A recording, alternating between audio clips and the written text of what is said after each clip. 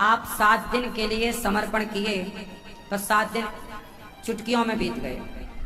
सारी जिंदगी भगवान के चरणों में समर्पित कर दोगे तो जिंदगी कब बीत जाएगी पता ही नहीं लगेगा। कब सुबह होता, कब दोपहर, कब शाम, पता ही नहीं लगता।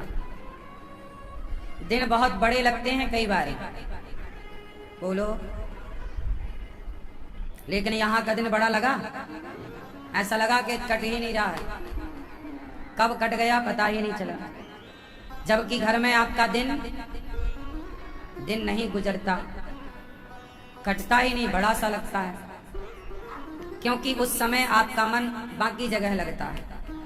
यहाँ पे क्या हुआ कि आपका मन पूरा पूरा भगवान में लगा तो 7 दिन पता ही नहीं लगे कैसे बीत गए। इसलिए कहता हूँ, जो लोग भगवान में मन नहीं लगाते उनका जीवन बोझ हो जाता है। उनका जीवन क्या हो जाता है? बोझ। और जिनका चित्त भगवान से लग गया उनके जीवन में खुशियां ही खुशियां, आनंद ही आनंद होता है। जितना हम जिएंगे आनंद से जिएंगे। लंबा जी करके और फिर परेशान रहें वो अच्छा नहीं। कम जियो, अच्छा जियो। कहते ना, कम खाओ, अच्छा खाओ। ये सिद्धांत है। कल आप लोगों ने सुना, आप लोगों ने जो पोथी पाठ कराया, भागवत जी सुनी, इससे आपके ना पितरों की सदगति हो गई। होगी ऐसा नहीं। भागवत जी जैसे आग आज लगी है तो जलेगा भी आज। ऐसा नहीं कि आग आज लगी है जले कम कल। आज ही भागवत सुनी तो आपके पितरों को शांति और सदगति आज ही मिलेगी। आपके पितर आपको खूब आशीर्वाद दे रहे हैं। इस पितृ पक्ष में आप लोगों ने बहुत पुण्य का काम किया। भागवत जी की पोथी पाठ आप लोगों ने बिठाई और अपने पितरों के लिए सुंदर कार्य किया। अब फिर 26 तारीख से अर्थात परसों से यहाँ फिर भागवत जी के पोथी पाठ हैं। एक मैया बोली कि महाराज जी, हमने तो इस बार भी भागवत जी के पोथी पाठ बिठाए और अभी 26 से फिर बिठाएंगे हम। तो इतना आनंद कि पूरा 15 दिन आनंद में ही रहना चाहेंगे। तो भागवत जी के पोथी पाठ आप भी अपने पितरों के लिए बिठालना चाहें। ये भागवत जी के पोथी पाठ होता क्या है इसको मैं समझा देता हूँ। भागवत जी में 18,000 श्लोक हैं। जैसे सुखदेव भगवान ने राजा परीक्षित जी को भागवत सुनाई, उसी तरह आपके पूर्वजों के निमित्त जब आप भागवत जी का पोथी भागवत जी कराते हैं तो वह भागवत जी कराना ही पोथी पाठ है। उसमें क्या होता है, संस्कृत से जो श्लोक हैं 18,000, वो श्लोक आपके पितरों के नाम से पढ़े जाते हैं, उनका वाचन होता है। और जैसे परीक्षित जी ने भागवत सुनी 7 दिन, ऐसे आपके नाम से भागवत जी होती है। 7 दिनों का पाठ होता है। आपके संकल्प से वह पुण्य की प्राप्ति आपको होती है। और 7 दिन किसी क्रम को पोथी पाठ कहते हैं। पोथी मतलब भागवत जी की, पोथी मतलब ग्रंथ, भागवत जी का ग्रंथ। पोथी मतलब ग्रंथ। जैसे हमारे सिख भाइयों में गुरु गोविंद साहब, जितने भी हमारे सिख भाई हैं, वो सारे लोग गुरु ग्रंथ साहब की पूजा करते हैं। किसकी पूजा करते हैं? गुरु ग्रंथ। तो ग्रंथ की पूजा करते हैं, गुरु ग्रंथ। गुरु जी ने जो लिखा वो ग्रंथ है, उसी की हमारे सिख भाई पूजा करते हैं। उसी तरह हम लोग भी भागवत जी की पूजा करते हैं, क्योंकि भागवत भगवान श्री कृष्ण और 2400 अवतार, भाई 18 पुराण हैं। तो 18 पुराण तो अलग अलग आप सुन नहीं पाओगे, इसलिए 18 पुराणों का निचोड़, सारम सारम समग्रतम भागवत जी लिखी व्यास जी ने। तो जो भागवत सुन लेता है वो चारों वेदों को और 18 पुराणों को सुनने का फल प्राप्त कर लेता है। हमारे सनातन धर्म में 4 वेद हैं, 6 शास्त्र हैं, 18 पुराण हैं और 18 उप पुराण हैं। और महाभारत 1 लाख श्लोकों का महाभारत, 24,000 श्लोक की रामायण। अब ये सब अलग अलग आप कैसे सुनेंगे? तो भागवत जी में महाभारत की बातें सार भर दिया, रामायण का सार भर दिए, भगवान के 24 अवतारों की चर्चा हो गई, कोई चीज नहीं बची जो इस भागवत जी में ना हो। तो भागवत सुन लेने से आपने सब कुछ सुन लिया, और वही सुनने का जो पुण्य है। अच्छा, सुनने से पाप लगता है कि पुण्य? गलत चीज सुनोगे तो पाप है, और सही चीज सुनोगे तो सुनना भी पुण्य है। पता है आपको क्या सुनना पुण्य है? भगवान के बारे में सुनना, ये क्या है? पुण्य। और पड़ोसी की निंदा सुनना क्या है? आप लोग सोचते हैं जी सुनने से क्या होता है? होता है। आप मानते हैं इस बात को? सुनने से फर्क पड़ता है। जैसी अब देखो, ये छोटे छोटे बच्चे हैं, इनको हिंदी किसी ने सिखाई नहीं, लेकिन सुन सुनकर इन्होंने पूरी भाषा सीख ली। इंग्लिश देश के बच्चे इंग्लिश सीखते थोड़ी हैं, सुन सुन के वो सब बोलना सीख जाते हैं। जो चाइना का बच्चा, अब आप चाइना की भाषा सीखो तो बड़ा कठिन लगेगा, लेकिन वहां का बच्चा तो पैदा होते ही वो सुनता सुनता सुनता सुनता, तो जो आप सुनते हैं वैसे आप हो जाते हैं। सही है? वैसे आप बोलते हैं, वैसे आप व्यवहार करते हैं। तो सुनने का बहुत बड़ा प्रभाव है। हम यदि हिंदी बोल रहे हैं तो बचपन से हिंदी सुने हैं, इसलिए हम हिंदी भाषी हैं। पंजाब का बच्चा पंजाबी बोलता है क्योंकि वो बचपन से, गुजरात का बच्चा गुजराती बोलता है क्योंकि वो बचपन से सुनता है वो भाषा। ऐसे ही तो आप यदि राम के बारे में सुनोगे तो राम के आचरण जीवन में आएंगे, रावण के बारे में सुनोगे तो रावण के आचरण जीवन में आएंगे। इसलिए कहते हैं अच्छा सुनो। इसलिए हमारे यहाँ वेदों को श्रुतियां कहते हैं। क्या कहते हैं? श्रुतियां, मतलब वेद सुनने का विषय है। क्या करो? सुनो। इसलिए सुखदेव भगवान परीक्षित जी से कहते हैं श्रवण करो, श्रवणम। इसलिए नवधा भक्ति में पहली भक्ति श्रवणम है। श्रवणम कीर्तनम विष्णु स्मरणम पाद सेवनम अर्चनम वंदनम दास्यम सख्यमात्म निवेदन। सुनो, बात समझ में आई? क्या करो? सुनो। सुनने का बड़ा फर्क प्रभाव है। तो आपने भागवत सुनी तो आपने सुनी तो उस सुनने के पुण्य से पितरों की सदगति है। आपने सुनी तो वो भी सुन रहे हैं, वो भी सुन रहे हैं। अच्छी बातें सुनना पुण्य है, और निंदा चुगली सुनना अच्छा है। एक बात बताओ, एक बार एक जगह भोजन हो रहा था, भोजन भंडारा। एक राजा भंडारा कराना चाहता, सारे ब्राह्मणों को बुलाया, नगर के हजारों ब्राह्मण आए। खुले मैदान में खीर पक रही थी, दाल पक रही, साग पक रही, पूड़ी। खुला मौसम सर्दी का रहा होगा, तो खुले मैदान में खीर पक रही। तभी एक पक्षी ऊपर से, बाज, वो सांप लेकर के जा रहा था। मतलब पक्षी जो मांसाहारी हैं, सांप भी खा लेते हैं कुछ पक्षी। तो एक पक्षी अपनी चोंच में सांप दबा के उड़ रहा था, और संयोग देखिए कि वो पक्षी की चोंच से सांप छूटा और खीर के बर्तन में जाके गिरा। काय में गिरा? खीर पक रही थी। अब खीर के बर्तन में जब सांप गिरा तो सांप का सारा जहर उस खीर में आ गया। वो सारी खीर हो गई जहरीली। अब वही खीर ब्राह्मणों को परोसी गई, और जब परोसी तो ब्राह्मण जैसे खाएं वैसे ही मर जाएं। तो कम से कम 25-50 ब्राह्मण मर गए। सबको लगा कि खाने में कुछ गड़बड़ है, सबने छोड़ दिया। जो खाए वो गए। अब सब लोग खड़े हो गए, अब नहीं खाएंगे, पर लगभग 25-50 जो भी संख्या रही हो वो तो मर ही गए। अब यमदूत आए। अब यमराज यमदूतों के साथ आए।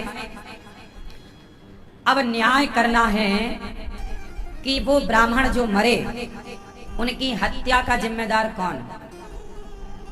राजा, सांप या वो पक्षी या बनाने वाला हलवाई? आप बताओ। वो ब्राह्मण जो मरे उनकी हत्या किसके माथे आएगी? कौन जिम्मेदार? मैया, ओ मेरी माँ, आप बताओ। मैया, आप बताओ कौन? दादाजी बताओ, चश्मा वाले। पक्षी। पक्षी की क्या गलती? वो तो उड़ रहा था अपने रास्ते।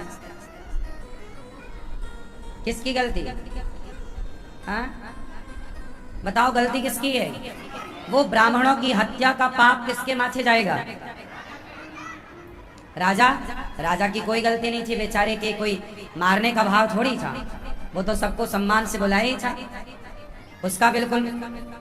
हलवाई की क्या गलती? वो तो बना रहा, उसने थोड़ी मिलाया जहर। जहर वो मिलाता तो वो पापी होता, पर हलवाई ने भी तो नहीं मिलाया। ये गलती कह सकते हैं कि खुला छोड़ दिया, लेकिन पाप तो नहीं है ना। जहर उसने तो नहीं मिलाया, तो हलवाई का भी कसूर नहीं है।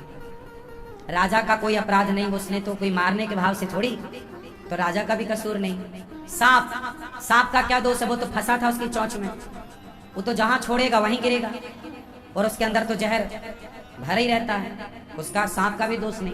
पक्षी। पक्षी तो अपना खाना लेके जा रहा था, सांप उसका भोजन था, और उसका भोजन उसके मुंह से छुटक गया, गिर गया, तो पक्षी का भी दोष नहीं। अब दोषी कौन है? अब आगे चलते हैं, देखो कौन दोषी बनेगा। आओ, यमराज आए। केस यमराज ने खुद हैंडल किया। केस यमराज के पास गया, महाराज अब 25 ब्राह्मण लगभग मरे हैं, अब ये ब्राह्मणों की हत्या किसके माथे जाए? राजा को माथे पे दे नहीं सकते, हलवाई का दोष नहीं है, सांप और पक्षी का दोष नहीं। अब सारे नगर में भ्रमण किया यमराज जी ने, सबसे पूछा प्रजा से, राजा की प्रजा, ए भैया ये ब्राह्मण काहे मर गए, कौन दोषी है? लोगों ने कहा राम राम। यमराज जी ने कहा राजा दोषी है। गांव की प्रजा ने कहा नहीं महाराज, हमारा राजा तो बड़ा धर्मात्मा है, वो तो जहर मिला नहीं सकता है, किसी की साजिश है।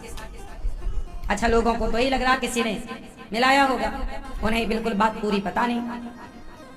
बाद में भगवाना साफ किया तो सांप निकला। अब यमराज जी बोले सबके पास जा जाके, कौन जिम्मेदार? राजा जिम्मेदार? नहीं महाराज, राजा बड़ा धर्मात्मा है, राजा अच्छा है, राजा जिम्मेदार नहीं है। राजा ने तो सबको भोजन बांटता है, वो सबको कोई भूखा ना सोए ऐसा भाव रखता है, सबको फ्री में देता है। तभी राजा ने अपनी सेना से एक सिपाही को निकाल दिया था। कुछ गलती किया होगा सेना में रहते हुए, तो राजा ने दंड दिया, चलो तुम्हारी नौकरी खत्म। तो उसकी जो माँ थी, उस लड़के की, उस माँ को लगा राजा ने मेरे बेटे को निकाल दिया, मेरे बेटे को निकाल दिया। अब उसको ये नहीं, वो ये नहीं देख रही है कि क्यों निकाला, तो वो सबसे जाके कहे अरे राजा तो बड़ा पापी है, बड़ा दुष्ट है। एक बात बताएं, ये दुनिया के साथ आप अच्छा करते रहिए तो आप बहुत अच्छे हैं, और दुनिया के मन का आप मत करिए तो आप बहुत गलत हैं। ये दुनिया ऐसी है। अब वो सबसे जाके कहे सुनो, ये राजा ने मरवाया होगा, बड़ा पापी है, मेरे बेटे को निकाल दिया नौकरी से। अब वो यमराज के हाथ लग गई मैया। यमराज जी बोले कौन पापी? मैया बोली ये राजा पापी, इसी ने मरवाया सबको। यमराज जी बोले तुम्हें कैसे? अरे मुझे पता है ये पापी है, बहुत गलत आदमी है। अब वो मैया जहां बैठे राजा की निंदा करे, बुराई करे। यमराज जी बोले मिल गया हमें क्लाइंट। अब पता चल गया कि ये हत्या किसके माथे जाएगी। किसके माथे? बोले इस महिला के माथे। ये सारे ब्राह्मणों की हत्या इसके माथे जाएगी। क्यों जाएगी? क्योंकि इसने निंदा की है, और जो व्यक्ति जिसकी निंदा करता है उसका पाप उस व्यक्ति के पास आ जाता है जो निंदा करता है। आपको पता है, यदि आप किसी की निंदा कर रहे हैं, पता नहीं वो व्यक्ति गलत है कि नहीं, पर आप तो किए जा रहे हैं, तो उसके जो भी पाप होंगे वो सारे आपके अंदर आ जाएंगे, क्योंकि आप निंदा कर रहे हैं। क्यों कर रहे हैं निंदा? आप लोग जो दिन भर बैठ के पड़ोसन के घर सास बहू की, जेठानी देवरानी की जो निंदा चुगली करती हो, तुम्हारे इस निंदा से तुम पापी होती हो। आप मानो ना मानो, ये पाप है, ये अपराध है। सही है? इसलिए इस पाप से बचना चाहिए, इस पाप से बचना चाहिए। निंदा भी पाप है। उस महिला को ब्राह्मणों की हत्या का पाप लगा कि तुम फिजूल में ही भले आदमी की निंदा कर रही हो। यदि वो दोषी होता तो मान भी लेते, पर वो दोषी नहीं है, फिर भी आप निंदा कर रहे हैं। क्या आपको पता है कि जिसकी आप निंदा कर रहे हैं, जो आप कह रहे हैं, क्या आपने देखा है? कई बार आप जानते नहीं हैं किसी के बारे में, पर आप बोलने लग जाते हैं, आपको मजा आता है। पाप है ये। इसलिए निंदा चुगली से भी बचना चाहिए। सीधी बात मुंह पे कहो। मैं गलत हूं ना, मेरे सामने कहो, महाराज जी आपने ये गलती की है, बता दो। मैंने गलती की है तो मुझे बताओ कि महाराज जी आप ये गलती सुधार लो, आपकी ये गलती है, मैं सुधार सकता हूँ। अब आप मुझे तो बताए नहीं, समाज में जाके कह रहे हैं देखो तो ऐसे हैं वैसे हैं, ये निंदा है। यदि आप हमारे शुभ चिंतक हैं तो आप हमसे डायरेक्ट कहो ना। सही है? शुभ चिंतक हो तो कहो, कह दो, अकेले में कह दो कि महाराज जी ये गलती है, ये आप ठीक कर सकते हैं। मैं आपको कहूं कि आपकी ये गलती है, ठीक कर लेना। मैं आपकी गलती समाज में उजागर क्यों करूं? आपसे कह दो ना डायरेक्ट कि भाई आप यहां गलत हैं, सुधार करिए। यदि मैं आपके मुंह पे कहता हूं आपकी गलतियां, तो मैं आपका शुभ चिंतक हूं, और यदि मैं आपके पीठ पीछे कहता हूं तो मैं आपकी निंदा कर रहा हूं। ये अपराध है, बचना चाहिए। तो पाप जैसे सुनने से, बोलने से वो पाप के भागीदार बन गई महिला, ऐसे आप भी जब कथा सुनते हैं तब आप पुण्य के भागीदार हो जाते हैं। जब आप बोलते हैं अच्छी बातें तो आप पुण्य करते हैं, गलत बातें करते हैं पाप होता है। कल हम लोगों ने सुना कि भगवान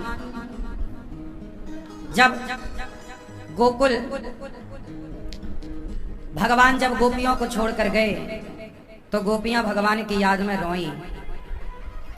भगवान ने उद्धव जी को पठाया, जाओ वृंदावन हमारी गोपियों से मिलकर आओ, वो हमसे बहुत प्रेम करती हैं। वृष्णे नाम प्रवरो मंत्री कृष्णस्य दयितः सखा शिष्यो बृहस्पति साक्षात उद्धवो बुद्धि सत्तमा। उद्धव जी परम ज्ञानी, आज भगवान ने भेजा, जाओ हमारी गोपियों को समझाओ। हमारी गोपियां हमारी याद में रोती बहुत हैं। जब श्याम सुंदर वृंदावन से गए तो गोपियां भगवान की याद में रोई, कृष्ण कब आओगे? क्या कह के गए भगवान? हम 2 दिन में आएंगे। क्यों नहीं आए? क्यों नहीं आए? नहीं आना था तो नहीं कहना था, कहे थे तो आना था। क्यों? अच्छा ये बताओ, भगवान श्री कृष्ण कह के गए थे ना मैं 2 दिन में आऊंगा, गोपियों को वादा करके गए, क्यों नहीं आए? क्यों नहीं आए? क्यों नहीं आए? आप बताओ। जब कृष्ण कह के गए थे गोपियों से मैं 2 दिन में आऊंगा, क्यों नहीं आए? क्यों? क्यों नहीं आए?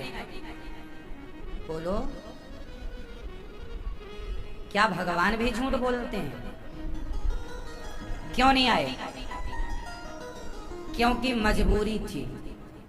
क्या मजबूरी थी? भगवान श्री कृष्ण गोपियों से बहुत प्रेम करते हैं और कृष्ण का दुश्मन है जरासंध। ये जरासंध कौन? कंस को मारा भगवान ने। कंस के ससुर का नाम है जरासंध। जब कंस को मारा तो कंस का ससुर शत्रु हो गया कृष्ण का। अब जरासंध कृष्ण पर 17 बार अटैक किया। कितनी बार? सेना लाला के कृष्ण के ऊपर आक्रमण, मथुरा पे भगवान बार बार उसे हराते, वो भाग जाता हार के, बंदी बना लेते, फिर छोड़ देते भगवान, जा।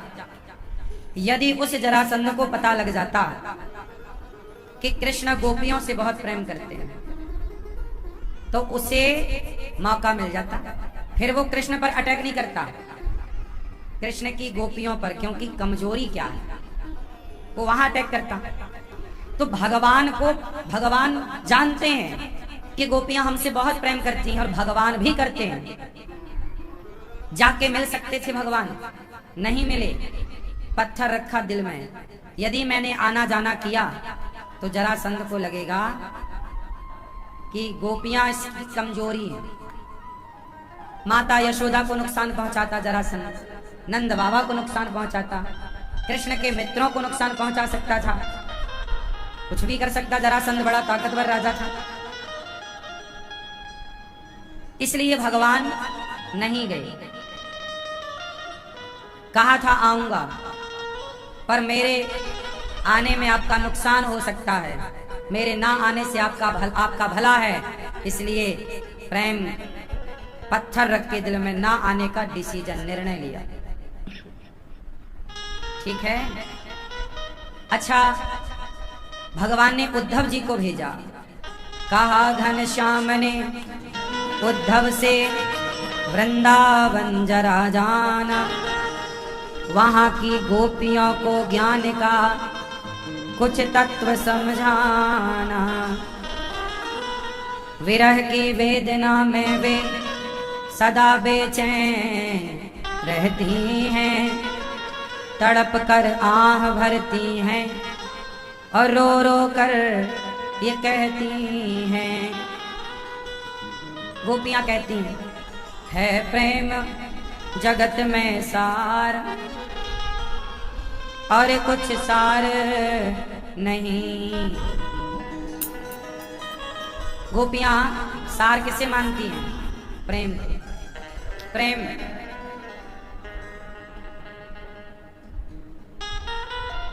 प्रेम का अर्थ क्या है? प्रेम में कितने अक्षर हैं? बोलो बोलो, कितने अक्षर? मात्राएं नहीं जोड़नी है, अक्षर शब्द। कितने अक्षर हैं? प्रेम में 2 अक्षर हैं, एक है पा, एक है मां, है ना? पा और मां, प्रेम। रा यदि हम हटा दें तो 2 अक्षर हैं, पा और मां। प्रेम का सही अर्थ है पा से पा लेना, प्राप्त कर लेना, और प्राप्त करके मां से मौन हो जाना, चुप हो जाना, यही है प्रेम। प्राप्त कर लेना और मौन हो जाना। क्यों? जब कोई पानी में डूबता है, चिल्लाता है मैं डूब गया बचाओ, मैं डूब गया बचाओ। अब बताओ ये डूबा है कि नहीं? बोलो। यदि डूब जाता तो चिल्ला कहां पाता? अभी क्या कहता? मैं डूब गया। नहीं, अभी तो नहीं डूबा। डूब जाएगा तो बोल ही नहीं पाएगा। जहां बोल रहा है मतलब अभी डूबा नहीं। डूब जाएगा तो मौन हो जाएगा, पाके मौन। इसलिए जो भक्ति की गंगा में डूब गए, प्रेम की गंगा में डूब गए, कृष्ण के प्रेम में डूब गए, जो डूब गए वो चुप हो गए। जो बोल रहे हैं वो अभी डूबे नहीं, अभी डूबना शेष है। गोपियां कुछ बोल नहीं पा रही, भरत जी कुछ बोल नहीं पा रहे, क्योंकि कैसे बोल पाए? बोल नहीं पाते ना। प्रेम जहां बोला जाए, सफाई दी जाए, प्रेम नहीं है वहां। जब बच्चे अपनी माँ से कहते हैं तुमने हमारे लिए किया ही क्या है, तो माँ इसका क्या जवाब देती है? आजकल के बच्चे माँ से क्या कहते हैं? तुमने हमारे लिए किया ही क्या है। तो फिर माँ क्या जवाब देगी? बताओ, इसका क्या जवाब हो सकता है? क्या जवाब देगी माँ? मौन रहेगी। वो बता ही नहीं सकती कि बेटा मैंने तेरे लिए किया क्या है। बताया भी तो नहीं जा सकता ना। जहां बताया जाएगा वो प्रेम नहीं है, जहां कहा जाए वो प्रेम नहीं है। आजकल लोग कहते हैं मैं तुमसे प्यार करता हूं, मैं तुमसे प्यार करती हूं। आजकल कहना पड़ता है, आई लव यू कहना पड़ता है। और जहां कहा जाए समझ लो प्रेम नहीं है। और आजकल के लड़का लड़की क्या करते हैं? एक दूसरे को कहते हैं, जताते हैं। जिस प्रेम को जताना पड़े वो वासना है। यथार्थ प्रेम को जताने की जरूरत नहीं है, वो तो दिख जाता है। वो तो अरे भाई, माँ तो अपने बच्चे को पकड़ के झाड़ू झाड़ू मारती है। माँ तो अपने बच्चे को पकड़ के 2-4 थप्पड़ मार देती है और कभी उसे आई लव यू नहीं कहती। क्या पहले की माताएं अपने बच्चे को आई लव यू कहती थी? क्या प्यार नहीं करती थी?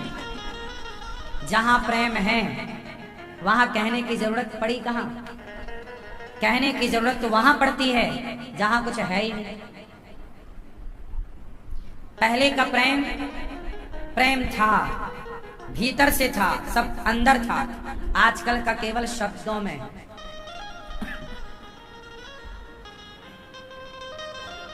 प्रेम प्रेम गली अति सांकरी, जा में दो न समाए।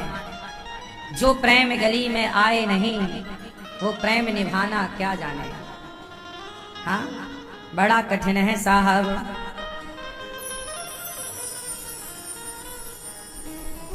हाँ, जो प्रेम गली में आए नहीं, प्रियतम का ठिकाना क्या जाने। जिसने कभी प्रेम किया ही नहीं वो प्रेम निभाना क्या जाने। प्रेम में जो वेद पढ़े और भेद करे, मन में नहीं मेरे मन तारे। कोई कितना भी चाहे ज्ञान कहे, भगवान को पाना क्या जाने। जो प्रेम गली में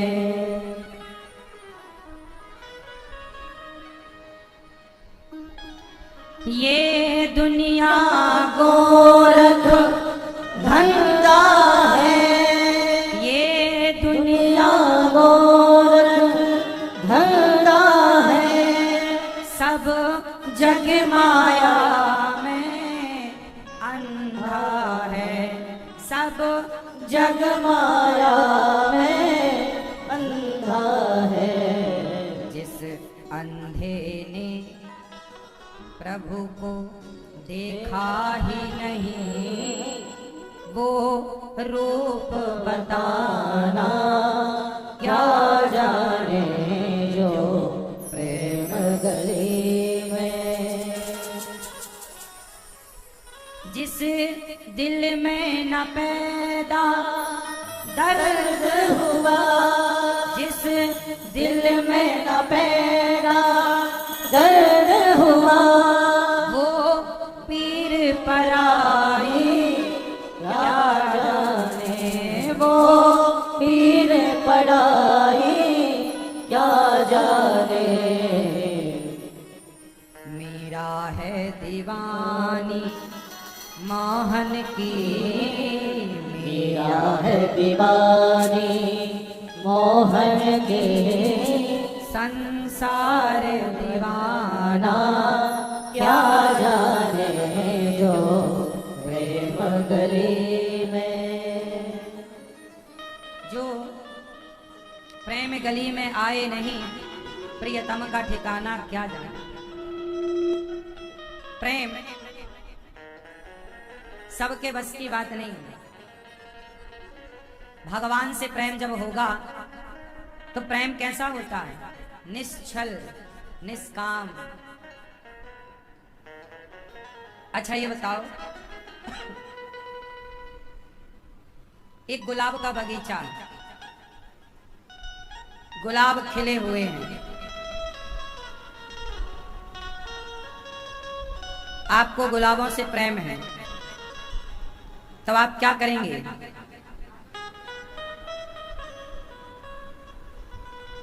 गुलाबों को तोड़ लेंगे या छोड़ देंगे? बोलो। प्रेम है गुलाब से तो उसे डाली से आप अलग करना चाहेंगे? ये तो गुलाब वो लोग तोड़ देते हैं जिन्हें गुलाब से प्रेम नहीं है। जिसे प्रेम होगा, प्रेम क्या कहता है? प्रेम का सिद्धांत, प्रेम की परिभाषा है, यदि मुझे गुलाब से प्रेम है तो मैं गुलाब का पेड़ तो लगाऊंगा, पानी डालूंगा, खाद डालूंगा, तोड़ूंगा नहीं, क्योंकि वो खिला हुआ मुझे जितना सुख देगा तोड़ने के बाद मुझे सुख ना देगा। इसलिए तो कहते हैं कि पानी में सब डूब जाता है, लकड़ी नहीं डूबती। क्यों? लकड़ी, किसी ने पानी से कहा सबको डुबाता है, लकड़ी को क्यों नहीं डुबाता? पानी ने कहा जैसे सींच कर मैंने ही बड़ा किया हो, भला मैं उसे कैसे डुबाऊंगा? मैंने ही तो सींच कर बड़ा किया है उसे, तो अपने को क्या डुबाना? जिससे प्रेम करते हैं उसे डूबता हुआ थोड़ी देख सकते हैं। मोमबत्ती जल रही थी तो मोमबत्ती जलती है कि धागा जलता है? बोलो। मोमबत्ती नहीं जलती, क्या जलता है? उसके भीतर का धागा। लेकिन जब धागा जलता है तो रोती मोमबत्ती। मोमबत्ती के वो पिघला हुआ मोम ऐसे टपकता है जैसे आंसू गिर रहे हो। किसी ने मोमबत्ती से कहा क्यों, तू क्यों रो रही है? बोले धागा जल रहा। अरे तो धागा को जलने दे, तू रोती क्यों है? क्यों ना रहूं भाई साहब, वो धागा है तो मेरे दिल में, जिसे भीतर बसा रखा है उसे जलते हुए थोड़ी देख सकते हैं।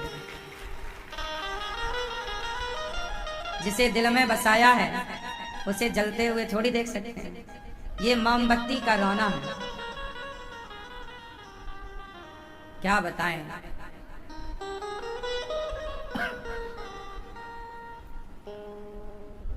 प्रेम कुछ अलग है। तुम मेरे लिए सब छोड़ दो, अपने माँ, अपना बाप, अपना परिवार, केवल तुम मेरी हो जाओ या मेरे हो जाओ, ये प्रेम नहीं है। आजकल क्या है, एक लड़का एक लड़की प्यार करते थे, फिर लड़के के माँ बाप ने लड़के का ब्याह किसी और लड़की के साथ तय किया। मंडप के नीचे विवाह की रस्म हो रही थी, तभी उस लड़के की प्रेमिका जो पुरानी वाली थी वो आ गई और कहने लगी ये तो मेरा है, मैं इससे प्यार करती हूँ, ये मेरे से प्यार करता है, मैं इससे ब्याह करूंगी, तुम नहीं कर सकती हो इसके साथ ब्याह, ये मेरा है, मैं इससे प्यार करती हूँ। अब बताओ ये प्रेम है? मैं पाना चाहती हूँ और उस पाने के लिए मैं कुछ भी कर लूंगी ना, ये प्रेम नहीं है, ये वासना है।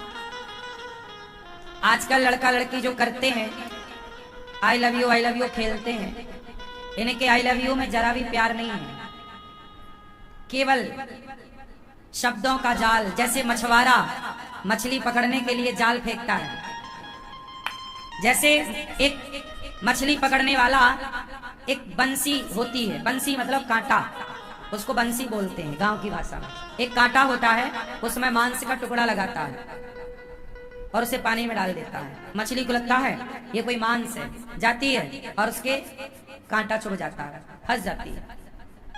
जैसे मछली को पकड़ने के लिए मछुआरा जाल डालता है, ऐसे आज के जमाने में कुछ लड़के कुछ लड़कियां एक दूसरे को फंसाने के चक्कर में ये आई लव यू नाम का जाल फेंकती हैं और फेंकते हैं। ये आई लव यू आजकल तो उस मछली के जाल की तरह है। जैसे मछुआरे के जाल में मछलियां फंसकर अपना नाश कर लेती हैं, उसी तरह आजकल आई लव यू के चक्कर में जो पड़ा उसका सत्यानाश हो जाता है। हाँ या ना? क्योंकि यहाँ प्यार है ही नहीं ना भाई। प्रेम यदि होगा तो आई लव यू की जरूरत ही नहीं पड़ेगी। बात समझो। आपकी माँ ने आई लव यू कहा कभी आपको? क्या वो आपसे प्यार नहीं करती? मतलब जहां प्रेम होगा यथार्थ सच्चा, वहां शब्दों की आवश्यकता। प्रेम जो है ना मेरी माँ, शब्दों से परे है।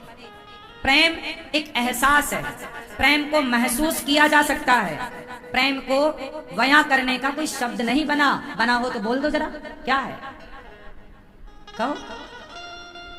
प्रेम एक एहसास है, इसलिए प्रेम को अंधा कहते हैं। क्यों? प्रेम को अंधा कब से कहा जाने लग गया? जब तुम अपनी माँ के पेट में थे तो तुम्हारी माँ ने तुम्हें देखा नहीं कि तुम अंधे हो के लंगड़े हो, बहरे हो के कैसे हो, लेकिन जब पेट में थे तब से वो माँ तुम्हें फील करने लग गई, महसूस करने लग गई कि बेटा इस तरफ गया, कभी दाएं तरफ कभी बाएं तरफ। पेट में लात मारता ना बच्चा, ये फील करती है कि स्त्री। वो प्रेम, माँ अभी बच्चा पैदा नहीं हुआ लेकिन उस स्त्री को अभी से प्रेम हो गया है उससे, जिसको अभी देखा नहीं, अंदर है, उससे प्रेम है। देखा नहीं है पर प्रेम है। और उस प्रेम को बयां करने के लिए उस माँ से पूछा जाए कि कोई शब्द कहो इस बच्चे के लिए, क्या क्या शब्द होंगे? वो प्रेम, वो एहसास शब्दों से परे है। कुछ चीजें 52 अक्षर में इतनी ताकत नहीं है साहब कि वो प्रेम को परिभाषित कर सके। हाँ? कम पड़ जाएंगे, कोई शब्द ही नहीं। प्रेम को महसूस किया, जैसे हवा देखी नहीं जा सकती, महसूस की जा सकती है। मिश्री की मिठास देखी नहीं जा सकती, खा के चख के महसूस की जा सकती है। उसी तरह प्रेम को महसूस किया जा सकता है। शब्दों के जाल में फंसोगे तो मछली की तरह गति होगी तुम्हारी। इसलिए कोई आई लव यू आपको कहे, आज के युवा पढ़े लिखे हैं, बड़े समझदार हैं, पर बेचारे वो भी प्रेम की परिभाषा नहीं जान पाए। उन्हें लगा कि बस आई लव यू ही है, बस इसको ही वो संपूर्ण मान बैठे हैं। आई लव यू सत्य होता तो जो आई लव यू आज आपको बोल रहा है, शादी के 4 साल बाद या रिलेशन में रहने के, लिव इन में रहने के महीने, 4 महीने, साल भर बाद वो आपको देखता भी नहीं है या देखती भी नहीं। हाँ या ना? एक लड़का लड़की रहते थे लिव इन में, बहुत प्यार था दोनों को, दोनों ने एक दूसरे को आई लव यू कहा। तो लड़की ने कहा चलो अब ब्याह कर लेते हैं, शादी। लड़के ने मना कर दिया, विवाह नहीं करेंगे। लड़की ने कहा कि अब तो तुमने हमारे शारीरिक शोषण भी कर लिया है, अब तो ब्याह करना पड़ेगा। जब दबाव बनाया कि करो शादी, अब हमसे कौन करेगा, हम कहाँ जाएं, हम तुमसे प्यार करती हैं, ज्यादा दबाव बनाया तो उस लड़के ने उस लड़की को मार कर 35 टुकड़े कर दिए शरीर के। ये सब घटना आप जानते हैं। बोलो हाँ या ना? तो उस लड़की ने बोला तो था आई लव यू, और उस लड़के ने भी उसका शारीरिक शोषण करते समय क्या आई लव यू नहीं बोला होगा? बिल्कुल बोला होगा। लेकिन आई लव यू का मतलब क्या हुआ? हो गए ना 35 टुकड़े। इसलिए आई लव यू प्रेम शब्दों से परे है बेटा। आपकी माँ आपसे प्रेम करती है, आपका बाप चप्पल घिस गई बेचारे की, तुम अच्छा पढ़ जाओ, योग्य बन जाओ, काबिल हो जाओ। वो प्यार करता है, तुम्हारे लिए कमाता है, ओवर टाइम काम करता है, तपता है, फटे कपड़े, छोटा मोबाइल रख के भी तुम बड़ा मोबाइल और ब्रांडेड कपड़े पहन सको। वो नहीं पढ़ा पर तुम पढ़ सको, ये सपने रखता है तुम्हारे लिए। तुम्हारे बाप ने कभी तुम्हें आई लव यू नहीं कहा, लेकिन सबसे ज्यादा प्यार वही करता है। तुम्हें अपने बाप का प्यार तो दिखा नहीं, माँ का प्यार तो नजर आया नहीं। कोई लड़की आई लव यू कहती है तो तुम्हें लगता है ये बहुत प्यार कर रही है। अरे वो मछली पकड़ने का जाल होता है ना, ऐसे ही है। चक्कर में ना पड़ना। ये बच्चे ने बहुत पढ़ गए हैं मेरी माँ, और इन्हें जरा भी पढ़ना नहीं आता। ये केवल कॉपी किताब पढ़ना जानते हैं, ये केवल पुस्तकें पढ़ना जानते हैं। हम तो आपकी नजरों को भी पढ़ना जानते हैं कि तुम्हारी आंखें क्या कह रही हैं। हम तो सामने वाले के चेहरे को पढ़ लेते हैं, आंखों को पढ़ लेते हैं। कॉपी किताब बहुत पढ़ ली, अब थोड़ा सामने वालों की नजरें पढ़ना सीखो, है ना? हाँ या ना? नजरें पढ़ना सीखो। आंखें बहुत कुछ कह देती हैं, समझदार को इशारा काफी है, इसलिए पढ़ो। नियत पढ़ना सीखो कि सामने वाले की आपके प्रति नियत क्या है, किस नियत से आप हमें आई लव यू कह रहे हैं। पढ़ो। आपने डिग्रियां खूब पाई पर अभी नियत पढ़ना बाकी है। आज के लड़का लड़की यही तो नहीं पढ़ पाते, इसलिए तो परेशान है। आज का यूथ परेशान है। मेरी माँ नशा करता है, शराब का, चरस का, अफीम का, गांजा का, ऐसा कोई नशा बाकी नहीं है कि आज के कुछ बच्चे ना कर रहे हो। नशा करके पड़े हैं, उन्हें पता ही नहीं कि इस जीवन मिला क्यों है, जीना कैसे है, हमारा गोल क्या है, लक्ष्य क्या है, जाना कहाँ है, कुछ नहीं पता। उन्हें लगता है बस खाओ पियो मौज करो, खाओ पियो मौज करो के चक्कर में ना पड़ना। खाओ पियो मौज करो का सिद्धांत तो सुअर फॉलो करते हैं। सुअर खाओ, बढ़िया खाता सुअर, क्या नहीं खाता बताओ? सुअर सब खाता है, जैसे आप लोग सब खाते हैं, है ना? आप लोग क्या खाते हो? जो मिल जाए सब खा लेते हैं। अंडा मिल जाए अंडा, मुर्गी मिल जाए मुर्गी, बकरा मिल जाए बकरा, भैंसा मिल जाए भैंसा, जो मिल जाए सब भक्षा भक्ष। ऐसे ही सुअर सब खाता है, पर वो मांस नहीं खाता। क्यों? आप तो मांस खा लेते हैं। आप मतलब जो खाते हैं, हम उनका कह रहे हैं, सबको नहीं। बात समझ में आई? साइलेंट होता है ना कुछ, वैसे आप जोड़ लिया करो। तो जैसे खाओ, सुअर भी खाता है, आप लोग भी खाते हैं। आप लोग भी प्रसाद खाएं तो अच्छा है, पर आप सब खाते हैं, बाजार में खड़े हो के कुछ भी खाते हैं। पियो, खाओ पियो। क्या पीना? दूध पियो, दही पियो, छाछ पियो, गन्ने का रस पियो, नहीं, पेप्सी पीना है, कोका कोला पीना है, दारू पीना है, चरस पीना, अफीम पीना, काहे पीना है? आजकल के बच्चे खाओ तो कुछ भी खा रहे हैं, पियो कुछ भी पी रहे हैं, और मौज करो। आजकल के बच्चों का मौज का मतलब क्या है? लिविन, लिविन में रहने मतलब मौज कर रहे हैं, ये नहीं है। ये तीन काम तो सुअर भी करते हैं। सुअर भी खाता है, सुअर भी सोता है, खाना, सोना और बच्चे पैदा करना, ये तीन है सबके पास।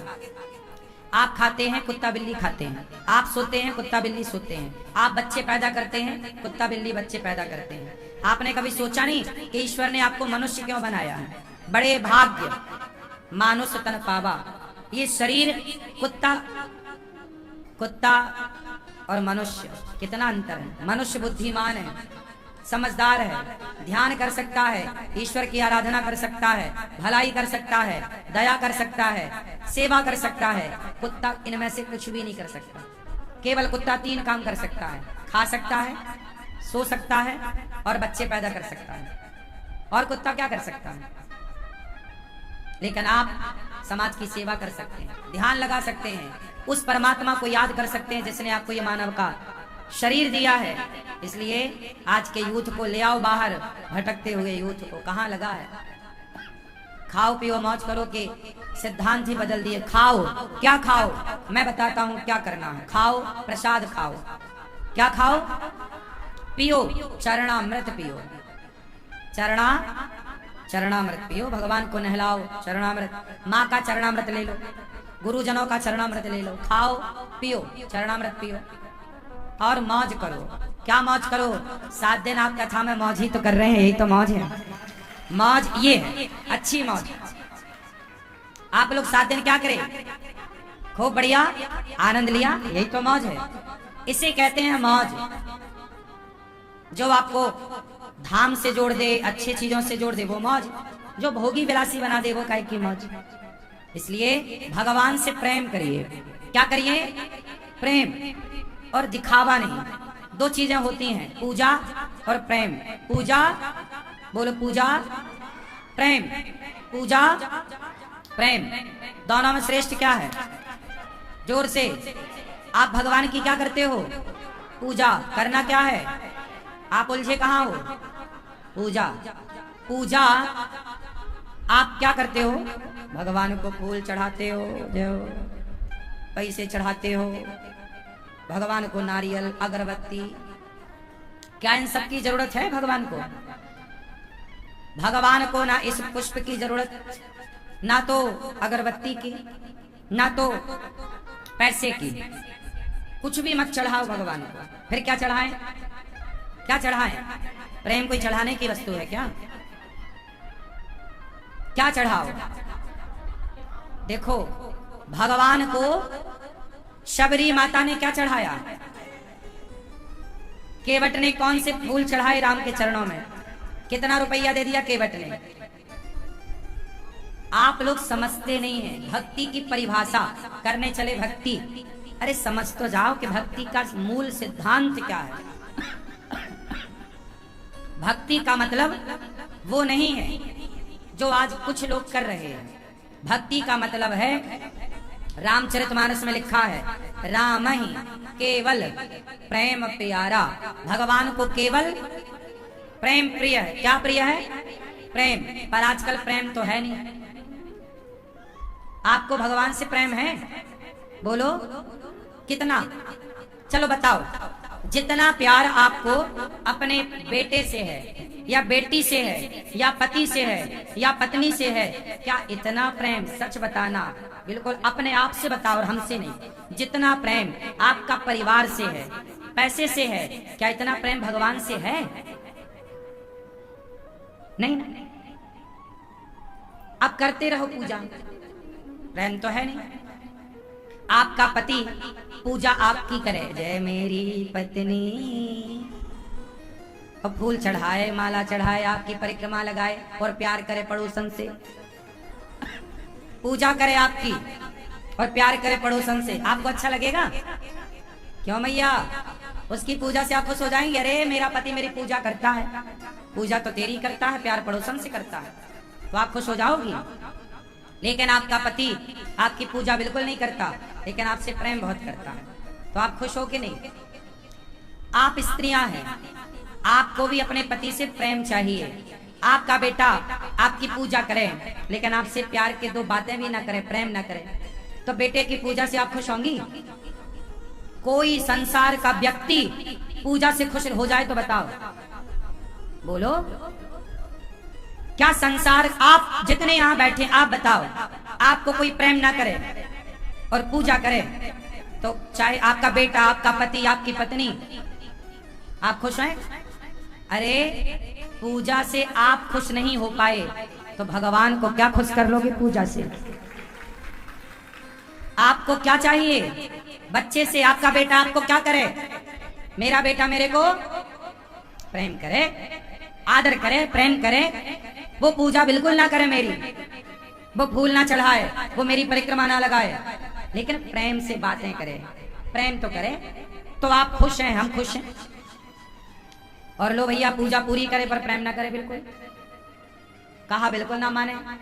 इसलिए भगवान से प्रेम करिए। कैसे प्रेम होता है भाई? अब देखो प्रेम कैसे करना है वो मैं आपको बताऊं।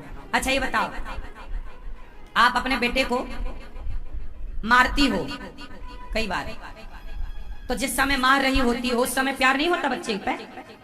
बोलो बोलो। जब आप नहलाती हो बच्चे को, प्यार होता है कि नहीं? कपड़े पहनाती हो बच्चे को, प्यार होता है कि नहीं? फिर दूध पिलाती हो बच्चे को, प्यार होता है कि नहीं? डांटती हो बच्चे को, प्यार होता है कि नहीं? आपने कभी बच्चे के चरणों में फूल नहीं चढ़ाए, आपने कभी अपने बेटे की आरती नहीं उतारी, लेकिन आपने प्रेम किया है। बस आप भगवान की आरती भले ना करो, पूजा भले ना करो, पर कैसा प्रेम करो? जैसे एक माँ अपने बेटे से प्रेम करती है, वैसे एक भक्त को अपने भगवान से प्रेम करना चाहिए। और जैसे माँ बेटे के प्रेम में कोई औपचारिकताएं नहीं है, कोई फॉर्मेलिटी नहीं है। माँ और बेटे के प्रेम में कोई फॉर्मेलिटी है? अब आप क्या कहें, महाराज जी हम कितने बजे माला जपें? अरे माँ कितने बजे बच्चे को दूध पिलाएगी, कितने बजे नहलाएगी, कितने बजे लाड़ करेगी? क्या इसका कोई टाइम फिक्स है? बोलो कि केवल 10 से 11 ही माँ बच्चे को प्यार करेगी, उसके बाद नहीं, ऐसा है? अरे माँ रोटी बनाती है पर बेटे का स्मरण रहता है, नहीं। माँ काम करती है पर किसका स्मरण है? बच्चे का। जाग गया होगा क्या, दूध पिलाना है उसे, कहाँ होगा? तुम्हारा बेटा परदेश चला जाए पढ़ने, तुम रोटी बनाओगी पर याद उसकी आएगी, पता नहीं खाया होगा कि नहीं, आज सोया होगा कि नहीं, उसे नींद आई होगी कि नहीं। आप यहाँ हो, बेटा आपका सैकड़ों किलोमीटर दूर है, लेकिन आप हर काम करती हो और याद करती हो ना बेटे को, हाँ या ना? जैसे आप काम करते समय अपने बेटे को याद करती हो, ऐसे ही काम करते समय बस प्रभु को याद रखना है, स्मरण करना है, यही तो भक्ति है। आप भूल जाते हैं, याद करो ईश्वर को हर समय याद। हे श्रीमन नारायण, मैं आपको कभी भूलू नहीं। बोलो हे नाथ, मैं आपको कभी भूलू नहीं। कहीं भी रहो, नहाओ खाओ लेटो उठो, बातें कहीं भी हो, हर समय किसे याद करना है? याद कैसे? जैसे कि माँ बेटे को, अब माँ बेटे को याद करती है तो कोई लोड लेती है क्या? परेशान। माला, क्या बेटे का माला जपती है माँ? बेटा बेटा बेटा बेटा बेटा बेटा बेटा बेटा बेटा बेटा नहीं जपती, लेकिन माला नहीं जपती, लेकिन याद बेटे की बनी रहती है। बात सही है कि गलत है? तुम तो माला भी जपते हो, राम राम राम, फिर भी तुम्हें याद नहीं आती राम की। और यहाँ बेटे का माला नहीं जपती हो, फिर भी बेटे को भुला नहीं पाती हो। जितना बेटे से प्रेम है, इतना भी तुम्हारा जिस दिन प्रभु से हो गया ना, तुम्हारा लोक और परलोक दोनों सार्थक हो जाएगा। यही है पूजा, यही है प्रेम। इतना कर लिया तो सब कुछ सही, और इतना ना किया तो फिर जो तुम करो तो सब बेकार है। पूजा क्या है? क्या पूजा? भगवान, ये जो गुलाब की माला भगवान पहने हैं, ये कोई मैंने थोड़ी गुलाब बनाए। इस गुलाब में कलर किसने भरा? ये ऑलरेडी ईश्वर की प्रॉपर्टी है। उनकी चीज उन्हें देके आपको लगे भगवान हम लड्डू चढ़ाएंगे, हमारा काम बना दो। लड्डू में जो मिठास है वो कोई तुम्हारे बाप ने भरी है? शक्कर गन्ने से बनती है, और गन्ने में ऑलरेडी मिठास तुम नहीं भरते, वो ऑलरेडी मिठास भरने वाला भगवान है। क्यों? गन्ने को मीठा कौन करता है? बोलो। तो लड्डू बनाए बेसन के, तो बेसन क्या है? चना है। बेसन क्या है? वो चना खेत में होता है, कोई तुम्हारे पिताजी तो फैक्ट्री लगा के बैठे नहीं चने की, उगता तो खेत से ही है, देते तो भगवान है। तो चने का बेसन, और शक्कर, शक्कर मतलब गन्ना, गन्ना मतलब मिठास, मिठास किसकी? तुमने भरी कि हमने भरी? तो सारी चीजें ऑलरेडी किसकी हैं?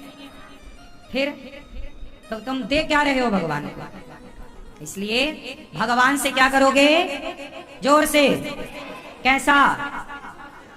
फिर आगे तुम अपने वाले रट्टू तोता वाली बातों में भाव से, प्रेम से छोड़ दो, डिलीट मारो सब, दिमाग फ्रेश करो। भगवान से प्रेम कैसे करोगे? माँ की तरह। कैसे करोगे? कैसे करोगे? जैसे माँ बेटे से करती है, और माँ और बेटे के प्रेम में कोई औपचारिकता रियल है, जो है माँ डांटती है, तुम भी भगवान को डांट सकते हो। यदि माँ की तरह जिसको हम प्यार करते हैं उसी को हम डांटते हैं। इसलिए गोपियां भगवान को डांटती हैं। अरे कपटी मधुप कितब बंधो मास प्रशांघ्रिम सपत्न्या, ये डांट रही हैं। कपटी है तुम्हारा कृष्ण, भौरा आया, बोले कपटी है। जैसे तुम काले हो ना भौरा, ऐसे तुम्हारा कृष्ण भी काला कपटी है। गोपियां कृष्ण को क्या कह रही हैं? कपटी है। क्यों?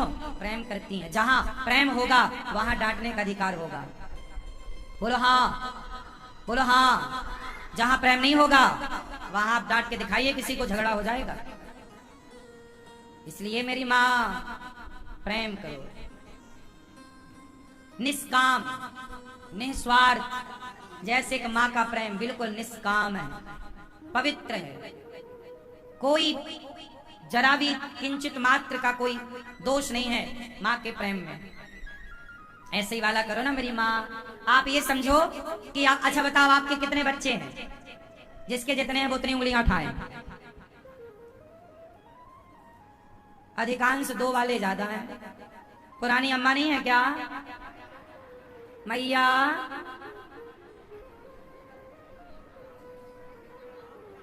ये देखो, ये मैया बढ़िया 5। चलो, यदि आपके 2 बच्चे हैं तो आप 2 बच्चों में कोई भेद करती हो क्या? किससे ज्यादा खवाती हो, से कम? कोई दोनों के बीच में भेद है?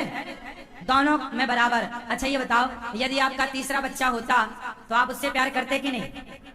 क्या उठा के फेंक आते? बोलो, करते ना? तो जैसे तीसरे को करते तो आज 2 हैं तो 2 से करते हो, तो चलो तीसरा कृष्ण को ही मान लो कि ये भी हमारे हैं। और जैसे 2 से प्यार वैसे तीसरे कृष्ण से प्यार। अब प्यार रिश्ता क्या रखना है? तो जो तुम्हारी मर्जी। बोलो, त्वमेव माता च पिता त्वमेव, त्वमेव विद्या द्रविड़म त्वमेव, त्वमेव त्वमेव सर्वम मम देव देव, त्वमेव। हे प्रभु, आप ही हमारी, चाहे माता की तरह प्यार करो, चाहे पिता की तरह प्यार करो। त्वमेव माता च पिता त्वमेव, त्वमेव बंधु च सखा त्वमेव, त्वमेव विद्या द्रविड़म त्वमेव, त्वमेव सर्वम। चाहे आप जो चाहो, त्वमेव सर्वम। सर्वम कह दिया मतलब सब कुछ। जो आपका मन है वो संबंध जोड़ लो, और भगवान से रिश्ता तो जोड़ लो। आप लोग क्या करते हैं? पूजा तो करते हैं, लेकिन भगवान से आपका अभी तक कोई रिश्ता नहीं। क्या रिश्ता है?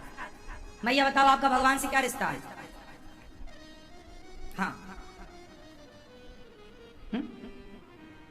आइए मैया। क्या? ये तो देखो, अभी अभी सुन सुन के कहने लग गई आप।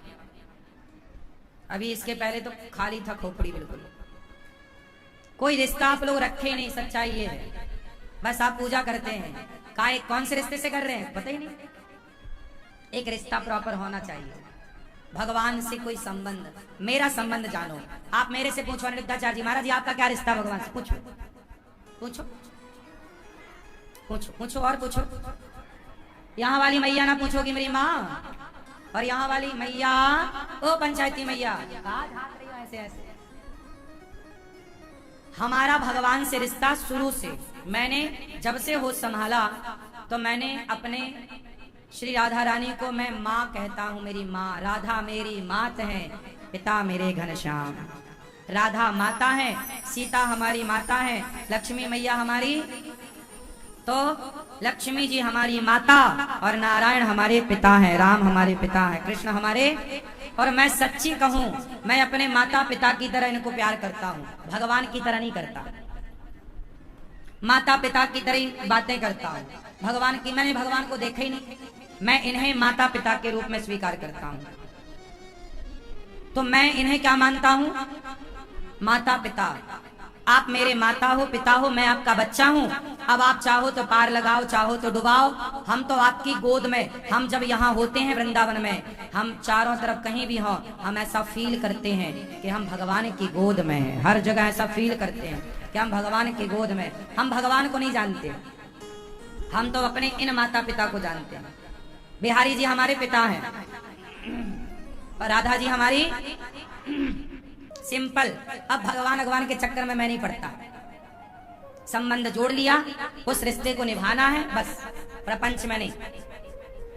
आप लोग भी एक रिश्ता बनाओ और ठिकाने से निभाओ। गोपियों ने पति बना लिया, इतिहास साक्षी है, शास्त्र साक्षी है।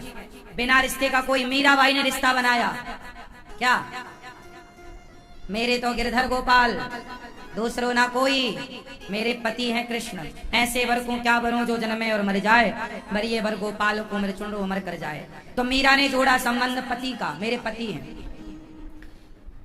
द्रौपदी ने जोड़ा संबंध के, ये मेरे भाई हैं। द्रौपदी ने संबंध जोड़ा, ये मेरे। अर्जुन ने संबंध जोड़ा, ये मेरे गुरु हैं, ये मेरे सखा हैं। हाँ या ना? यशोदा ने संबंध जोड़ा, ये मेरे पुत्र हैं। हाँ, नंद बाबा ने संबंध जोड़ा, ये मेरे पुत्र हैं। और लव कुश ने संबंध जोड़ा, ये मेरे पिता हैं। और एक बात और बताऊं, सच्ची भी है। भगवान कृष्ण के पुत्र का नाम बताओ। प्रद्युम्न, और प्रद्युम्न जी के पुत्र का नाम बताओ। अनिरुद्ध, भगवान श्री कृष्ण के पोता कौन? बोलो।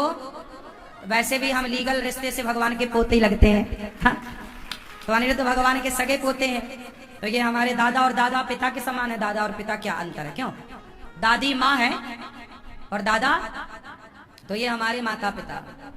तो मैं तो लीगल हूं, आप भी लीगल बन जाइए, संबंध जोड़िए और सच्चा। सुनो, भगवान कहाँ है, कैसे हैं, इस लफड़े में ना पड़ो। इतने सारे संबंध तुम्हारे अड़ोसी पड़ोसी जमाने भर से भरे पड़े हैं कि नहीं? हाँ या ना? कितने सारे मोबाइल पे तुम्हारे नंबर हैं रिश्तेदारों के। जब संसार के लोगों से इतने रिश्ते हो सकते हैं, तो एक रिश्ता भगवान से बनाने में बुराई क्या है? संसार से रिश्ता बनाए तब तो तुमने सवाल नहीं किया, और भगवान से रिश्ता बनाने चले तो जी भगवान है तो दिखते क्यों नहीं, ये है तो वैसा। अरे भाई, इतने सारे बनाए हो, एक और बना लो। काहे इतने सवाल जवाब कर रहे हो? तुम्हारे बस का नहीं है। समझ, सोई जाने जय देव जनाई, जानत तुम्हें तुम्हें हो जाए। भगवान को तुम जान पाओ, हमारी इतनी खोपड़ी नहीं है कि हम ईश्वर को जान पाए। वो कुछ जना देंगे तो हम जान सकते हैं, वरना हमें कोई क्षमता नहीं है, कोई काबिलियत नहीं है। माता सती ना जान पाई, राम को परीक्षा लेने चल गई। ब्रह्मा ना जान पाए, कृष्ण को परीक्षा लेने आ गए। इंद्र ना जान पाए, कृष्ण को पानी बरसाने लग गए। तब तो गिरिराज जी उठाए। तो जिन्हें इंद्र राजा ना जान पाए, देवताओं के, ब्रह्मा ना जान पाए, माता सती ना जान पाए, उन्हें भला आप और हम क्या जान पाएंगे? एक रिश्ता बना के संग संग चलो बस, सही है। यशोदा को क्या पता कि ये कौन? वो तो ये कहती है मेरा बालक, मेरा बेटा है, बस। एक रिश्ता जोड़ लो, सिंपल। जो आपको अच्छा लगे, तुम्हें वो सर्वम, जो आपको भाए जोड़ लो, बस काम हो जाएगा। बात समझ में आई? अब क्या रिश्ता आपका भगवान से? बैठे बैठे फिर वही कहानी, सब कुछ खिचड़ी ना बनाओ।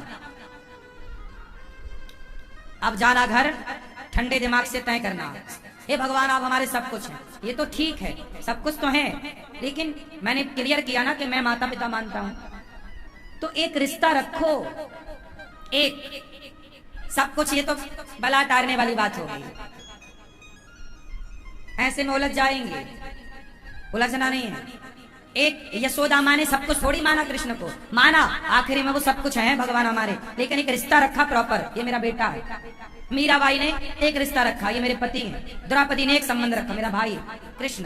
एक आप ही रखो ना एक, और फिर एक के बाद तो फिर सब कुछ हो ही जाएगा। सब कुछ गया कहाँ है? बोलो। एक पकड़ में एक गांठ खुलेगी ना, तब सारी खुल जाएंगी। एक ही नहीं खुल रही है अभी, एक ही पकड़ में नहीं आ रहा है। पहले एक सीढ़ी में पांव जम जाए तब दूसरी में जम जाए तब तीसरी में। क्यों? बात सही है। आप बताओ आपका क्या रिश्ता भगवान से? हाँ? कोई भी संबंध जोड़ लो और बस उस संबंध को निभाओ, मानो। जैसे दास अनिरुद्ध, मैं पूरा गौरी गोपाल का रोज का हिसाब किताब, कितना आया, कितना गया, कितना खर्चा हुआ, क्या क्या हुआ, सारा मैं जाके अपने गौरी गोपाल भगवान को शाम को रोज कह देता हूँ। ये रही आपका ये हिसाब किताब, ये जानो, ये पूरा सिस्टम आपका। मैं तो कहता हूँ कि मैं तो प्रभु आपका बच्चा हूँ, आपका नौकर हूँ, सब कुछ आपका है, आप जानो। और आपका हमें टेंशन नहीं लेता, मुझे पता मेरे भगवान सब देख रहे हैं। यहाँ पर गौरी गोपाल आश्रम में जो कुछ हो रहा है वो भगवान की इच्छा से हो रहा है। मैं कुछ भी कहीं हस्तक्षेप नहीं करता, कोई उंगली नहीं करता। मुझे पता है जो डिसीजन है वो मैं केवल, जो मुझे प्रेरणा मिलती है, भगवान कहते हैं कि ये काम कर लो, ऐसे कर लो, मैं कर लेता हूँ। भगवान का मन हुआ कि अन्न क्षेत्र होना चाहिए वृंदावन में, सबको भोजन मिलना चाहिए, लो भैया प्रभु की इच्छा है। वृद्ध माओं की सेवा होनी चाहिए, भगवान की प्रेरणा आई कि आपको ये करना है, ठीक है। गौशाला हो, गायों की सेवा हो, चलो ठीक है, गौशाला, गौरी गोपाल गौशाला। फिर प्रेरणा आई कि गौरी गोपाल गुरुकुल हो जहाँ बच्चे पढ़े, तो गौरी गोपाल गुरुकुल में 150 बच्चे पढ़ रहे हैं। प्रेरणा कहाँ से आई? वो कर कौन रहा है? करा कौन रहा? भगवान। हम तो नौकर बन के कार्य कर रहे हैं। अभी एक प्रेरणा और आई, अभी इन्हीं दिनों में, अभी इन 7 दिनों के अंदर मेरे मन में एक भाव आया कि गौरी गोपाल में आप सबसे कह रहा हूँ, ध्यान से सुनिएगा। आपके आसपास कोई हो तो उसे लाभ दीजिएगा मेरी बात का। आपके पास कोई परिवार है और गरीब है, वो अपनी बेटी का विवाह करना चाहता है, तो लड़की और लड़का आप ढूंढ लाओ, जो लड़की आपको पसंद आए, जो लड़का आपको पसंद आए, आप लोग अपने लड़का लड़की पसंद के ढूंढ लो, हम नहीं ढूंढेंगे। और जब ढूंढ लो और तुम्हें लगे कि हम बारातियों को भोजन नहीं करा पाएंगे, हम कैसे ब्याह करें बेटी का, हम गरीब हैं, तो यदि आप अपनी बेटी का विवाह करना चाहते हैं तो लड़का लड़की आप ढूंढ लो और गौरी गोपाल आओ, तो ये दास अनिरुद्ध बहनों का विवाह करके और उनको जो बन पड़ेगा दान दक्षिणा देकर विदा करेगा। गरीब कन्याओं का विवाह, गरीब कन्याओं का विवाह, कोई माता पिता असमर्थ हैं पर हमारे और आपके सपोर्ट से यदि उस बेटी का विवाह हो रहा है तो फिर अच्छा है। तो लड़का लड़की आप ढूंढ लो और जो गरीब परिवार की बेटियां हैं जिनके माता पिता विवाह करने में, अब देखो आप घर पे विवाह करोगे, टेंट वेंट का खर्चा आपको लग जाता है, शादी ब्याह में खाने पीने का खर्चा, तो वो सब गौरी गोपाल आश्रम में आपका सब कुछ अच्छे से अच्छा ये दास अनिरुद्ध अपनी बहना का अच्छे से विवाह कराएगा। तो किसी को भी विवाह और फिर हम आपको जो बन पड़ेगा धन धान्य भी देने की कोशिश करेंगे जो हमारी क्षमता होगी, जिसे आज की भाषा में दहेज कहते हैं। तो दहेज तो नहीं, लेकिन एक भाई अपनी बहन को जो दे पाए कन्यादान में, कन्यादान, तो आप लोग कोई आसपास गरीब परिवार हो और वो इच्छुक हो तो ये दास तैयार है। तो देखो ये प्रेरणा मेरे अंदर भगवान ने की कि कोई जरूरतमंद है तो उसका विवाह होना चाहिए। तो ये दास गौरी गोपाल के दरवाजे अब एक गरीब बाप के लिए भी खुले हैं कि आप लड़का लड़की ले आओ, आपका पूरा खर्चा आगे का यहाँ से हो जाएगा। बात ठीक है कि गलत है? ये सही है कि गलत है? तो फिर ये सारे भले काम हैं, एक गरीब परिवार की बेटी का विवाह हो जाए कितना अच्छा है। तो ये सारे काम जो गौरी गोपाल में हो रहे हैं ये मेरे द्वारा नहीं, ये गौरी गोपाल भगवान स्वयं यहाँ के मालिक बन के सब काम करते हैं, हम तो उनके नौकर हैं, उनके कार्यकर्ता। तो गोपियों से उद्धव जी ने कहा चले मथुरा से जब कुछ दूर वृंदावन निकट आया, वहीं से प्रेम ने अपना अनोखा रंग दिखलाया।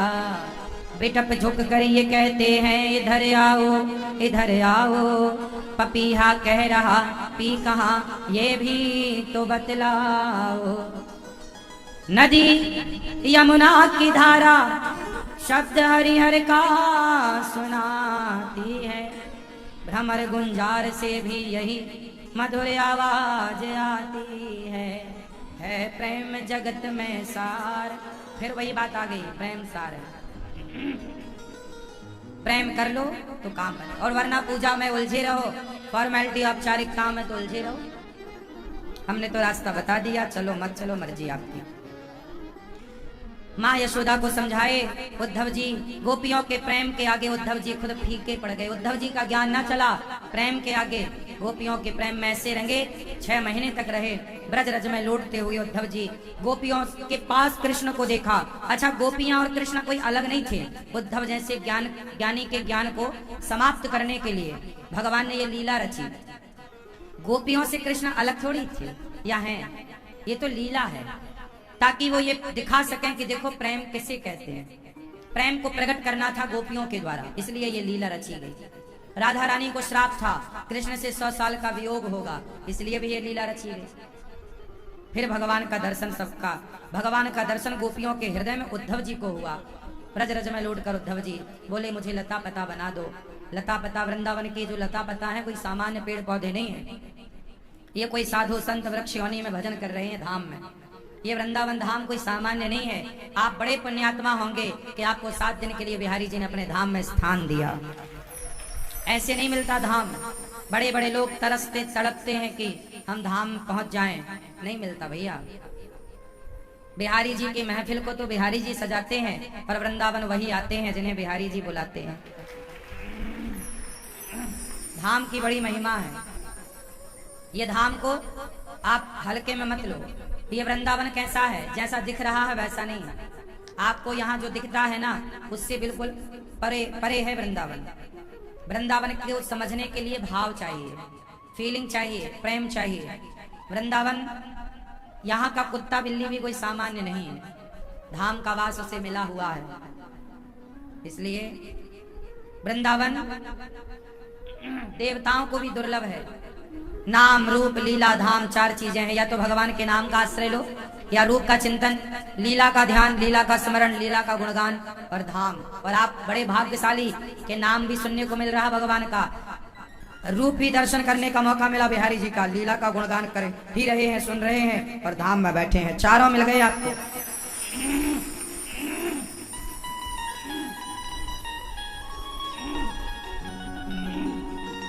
बड़े भाग्य से यह धाम मिलता है मेरी माँ। पता नहीं आप कितना फील करेंगे, समझेंगे। मुझे बहुत अच्छे से पता है कि वृंदावन क्या है। इन आंखों से वृंदावन को देखा नहीं जा सकता।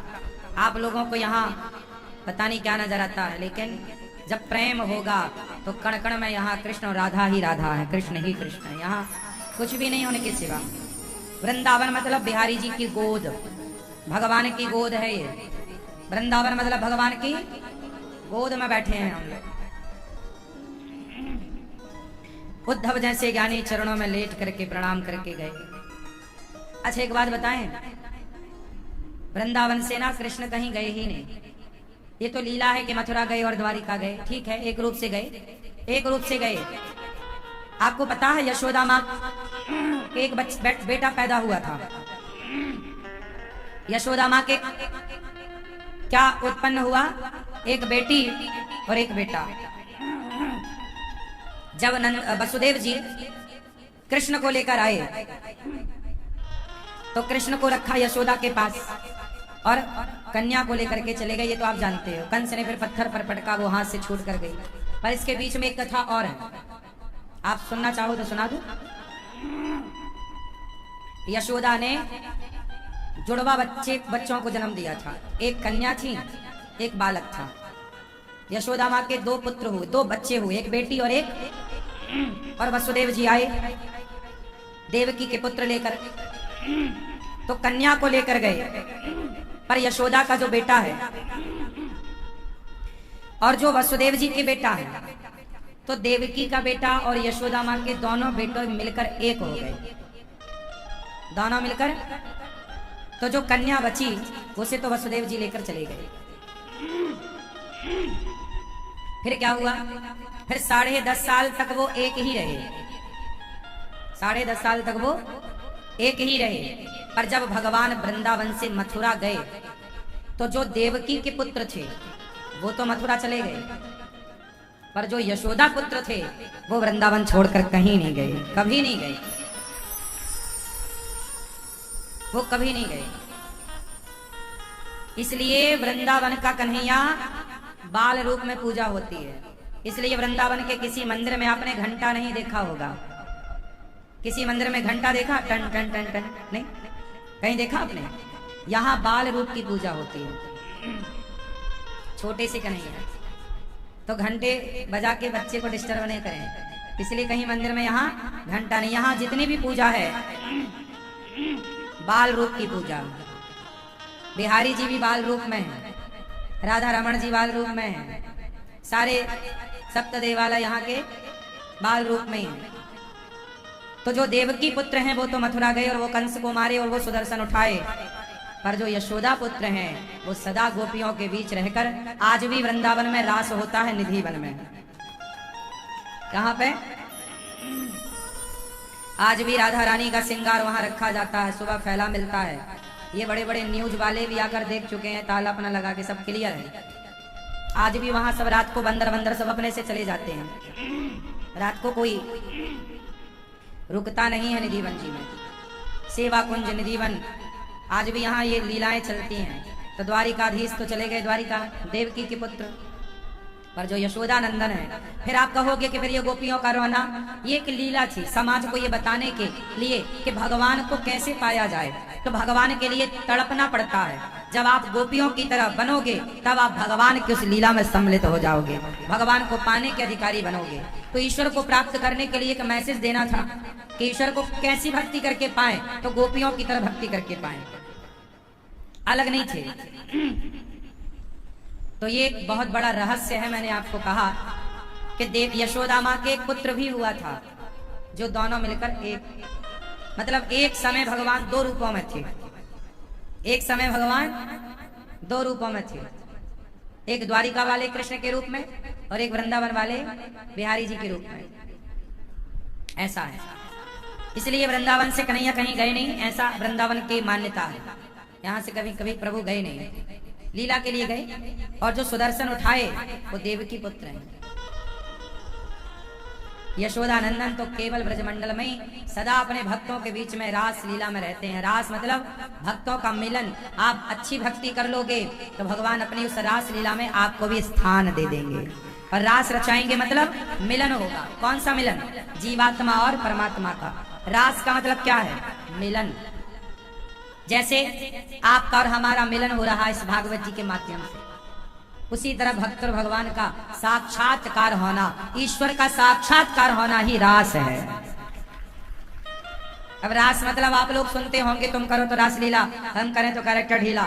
रास लीला का अर्थ ना चरित्र से नहीं है। कुछ लोग तो भगवान के चरित्र पर भी उंगलियां उठाते हैं कि कृष्ण का चरित्र कैसा है। अरे वो भगवान है। अच्छा ये बताओ, छोटा सा मैं प्रश्न पूछूंगा, उत्तर दे देना।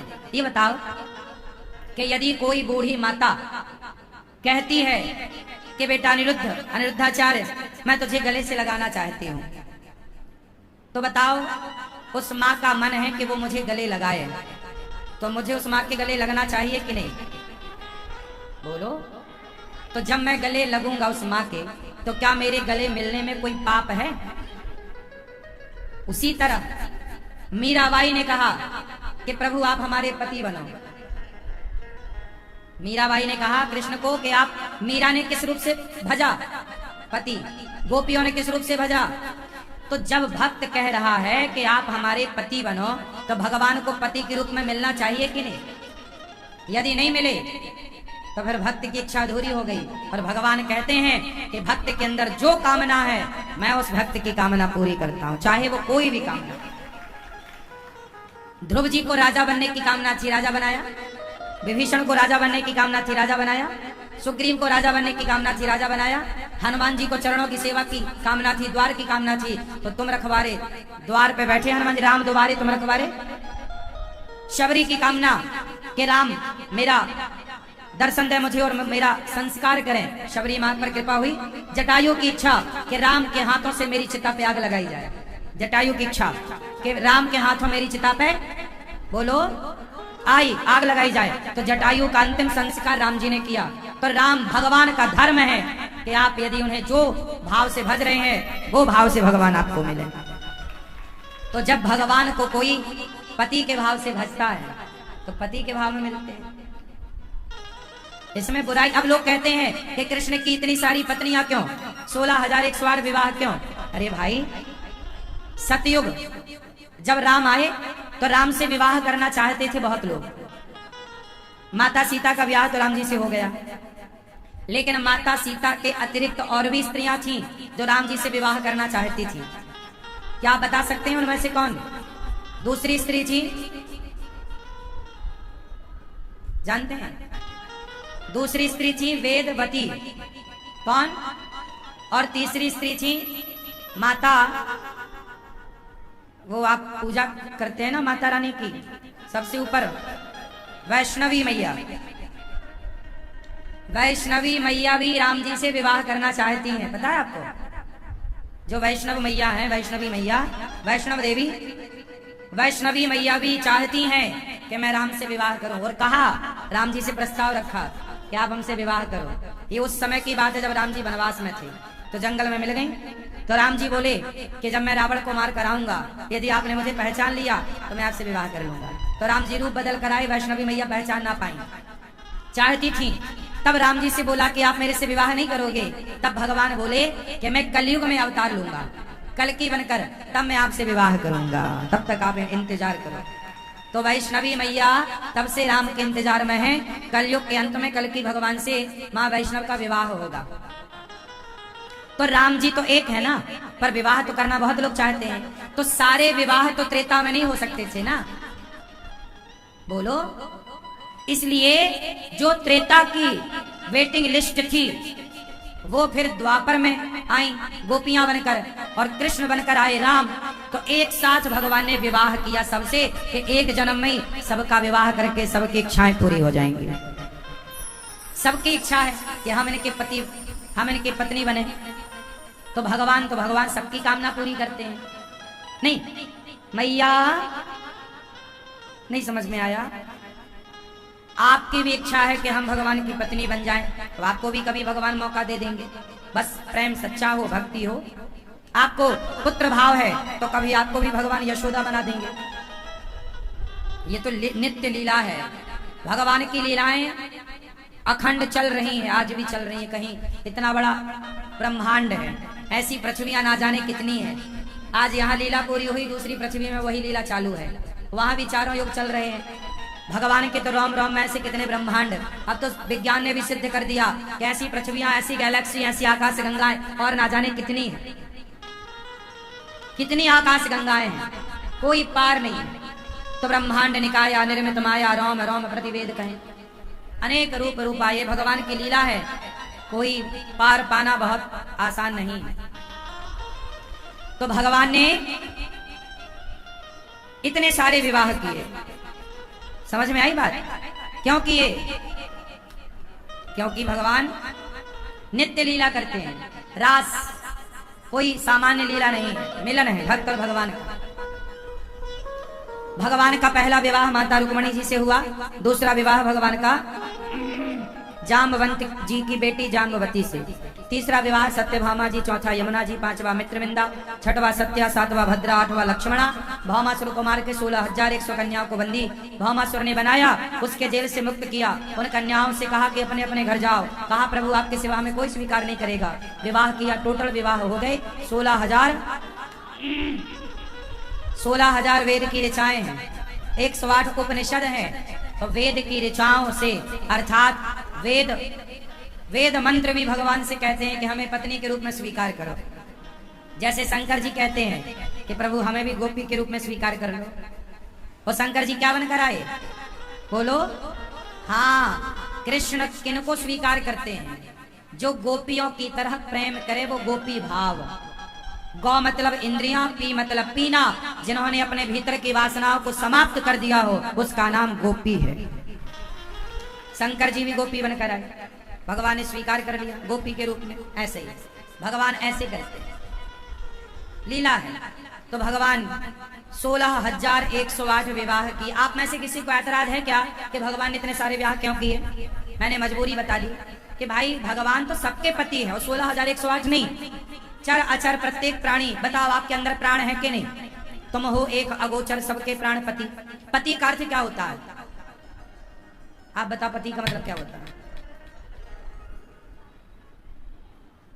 आप बताओ पति का मतलब? पा रक्षणे धातु से पति बनता है। किससे? पा रक्षणे धातु, जो रक्षा करे उसका नाम पति है। जो रक्षा करता है, आप लोग क्या समझती हो कि जो हमारे गोलू मोलू का पापा बन जाए वो पति है? ऐसा नहीं है। आप केवल इतना ही सोचते हैं कि जो इस बच्चे का बाप बन जाए वो पति है ना। पति का अर्थ केवल शारीरिक मिलन का नाम नहीं कि जो शारीरिक संबंध में रहे वो पति ना जी। अब सेनापति भी तो होता है, वो कहाँ शारीरिक संबंध में रहता किसी के साथ, पर वो पति है, सेनापति। राष्ट्रपति सबका पति। क्यों? राष्ट्रपति तो सबके पति है ना। पति मतलब वहां पर रिश्ते संबंध से नहीं, रक्षा अर्थ पर पति बनता है। जो रक्षा करे वो पति। हाँ या ना? राष्ट्रपति, सेनापति, उपराष्ट्रपति। हाँ या ना? तो पति मतलब रक्षा अर्थ। उसी प्रकार आपके प्राणों की रक्षा कौन करता है? बोलो जोर से। भगवान। तो भगवान ही सबके प्राण दाता हैं, प्राणों के रक्षक हैं। इस हिसाब से भगवान प्रत्येक जीव मात्र के पति हैं। चींटी से लेकर हाथी तक सबके पति कौन? तुम हो एक अगोचर, सबके प्राण, सबके प्राण, सबके प्राण, सबके प्राण। तो फिर भगवान सबके पति है। पर भगवान से ना कोई ऐसा नहीं कि मीराबाई ने पति के रूप में भजा तो कोई मीरा के अंदर वासना थी। नहीं, एक प्रेम है पति की तरह, पाना है। कोई वासना लेके थोड़ी पाने गई थी मीराबाई। जरूरी थोड़ी है कि वासना से ही हम पति भाव रखें ना, जरूरी बिल्कुल नहीं। बिना वासना के भी आप पति भाव होता है। मीराबाई को था तो कोई वासना बीच में। देखो आजकल क्या है ना, हम हो गए हैं सामान्य लोग, हम सब तो क्या है, हम लोग वासनाओं में डूबे हुए प्राणी हैं। तो हम लोग अपनी तरह ही भगवान को सोचते हैं, जस आपन तस दूसर जाने। हम इस विषय वासना से खुद उबर नहीं पाते तो भगवान को उस नजरिए से देख नहीं पाते। जिस दिन आप खुद उबर जाओगे उस दिन आपको समझ में आ जाएगा कि कृष्ण कौन है और वो रिश्ते क्या है, रिश्तों की मान्यता क्या है। बात इतनी है कि आजकल खुद आदमी डूबा पड़ा, निकल ही नहीं रहा है। तो वो जैसा भगवान है वैसी भगवान को भी देखता है उसी नजरिए से। तो भगवान के 16,108 विवाह संपन्न हुए और हर पत्नी के संग भगवान खुश हैं, प्रसन्न है। हर पत्नी के 16,108 महल बनाए, एक एक बेटी हुई भगवान की। 16,108 बेटियां हैं भगवान कृष्ण की, पर 16,108 रानियों से 10-10 बेटे हुए। एक रानी से 10 बेटा और एक बेटी, 11 बच्चे। इतना बड़ा परिवार, इसलिए तो 56 करोड़ यदुवंशी हो गए सब टोटल मिला के, नाती पोता मिला के। खूब बड़ा परिवार था भगवान का, है ना। राजा नृग पर भगवान ने, अनिरुद्ध का विवाह उषा से हुआ। राजा नृग पर कृपा की। राजा नृग गौदान करते थे, गौदान